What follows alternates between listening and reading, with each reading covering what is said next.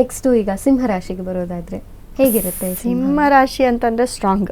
ಯಾಕಂದ್ರೆ ಸಿಂಹ ಅಂದ್ರೇನೆ ಸ್ಟ್ರಾಂಗ್ ಅಂತ ನಾವು ಅನ್ಕೊಳ್ತೀವಿ. ಸೊ ಅಲ್ಲಿ ಬಂದು ಅಧಿಪತಿ ಬಂದು ಸೂರ್ಯ ಇರ್ತಾನೆ. ಸಿಂಹ ರಾಶಿಗೆ ಸೂರ್ಯ ಅಧಿಪತಿ ಇರ್ತಾನೆ.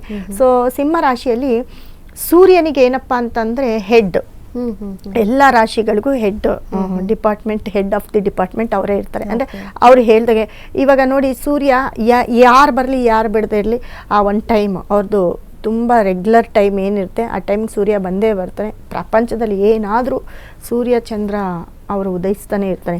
ಅದೇ ರೀತಿ ಸೂರ್ಯ ಅಂತ ಬಂದಾಗ ಅವ್ರ ಕ್ಯಾರೆಕ್ಟರ್ ಹೇಗಪ್ಪ ಇರುತ್ತೆ ಅಂತಂದರೆ, ಅವ್ರ ಟೈಮ್ಗೆ ಏನು ಬೇಕು ಅದು ಮಾಡೋದು.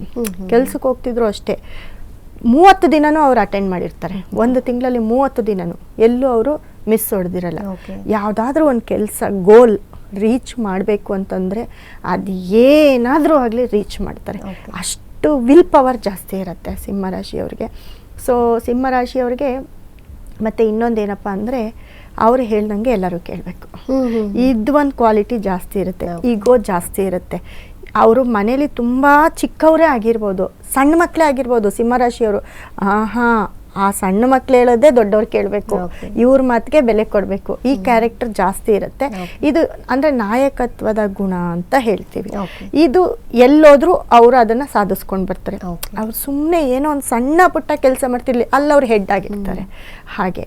ಸೊ ಇವರು ಏನಪ್ಪ ಅಂತಂದರೆ ಸ್ಟಿಟ್ ಜಾಸ್ತಿ. ಇವ್ರಿಗೆ ನಂಬರ್ ಅಂತ ಬಂದಾಗ ಈ 1, 9, 3, 5 ಈ ನಂಬರ್ಗಳು ಅತಿ ಹೆಚ್ಚು ಫೇವರಬಲ್ ಆಗಿರುತ್ತೆ. 1+9 19 ಅನ್ನೋದು ತುಂಬ ಅಚ್ಚುಮೆಚ್ಚಿನ ನಂಬರು.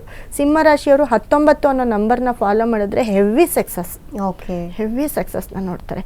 ಮತ್ತು ಇವರಿಗೆ ಆರೆಂಜ್, ರೆಡ್ ಮತ್ತು ಹಳದಿ ಈ 3 ಬಣ್ಣನೂ ತುಂಬ ಸಕ್ಸಸ್ ಕೊಡುತ್ತೆ ಸಿಂಹರಾಶಿಯವರು. ಅತಿ ಹೆಚ್ಚು ಈ 3 ಬಣ್ಣನ ಇವರು ಫಾಲೋ ಮಾಡಿದ್ರೆ ತುಂಬ.